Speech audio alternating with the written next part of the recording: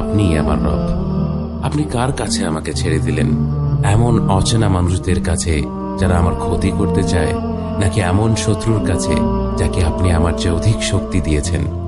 হে আল্লাহ, যদি আপনি আমার উপর রাগ না করে থাকেন তাহলে এর কিছুতে আমার কিছু আসে যায় না, কিন্তু আপনার আশ্রয় পেলে আমার পরিস্থিতি আরেকটু সহনীয় হবে।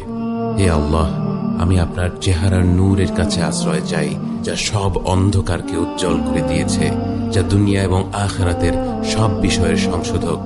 আল্লাহ, আপনার রাগ এবং অসন্তুষ্টি থেকে আমি রেহাই চাই।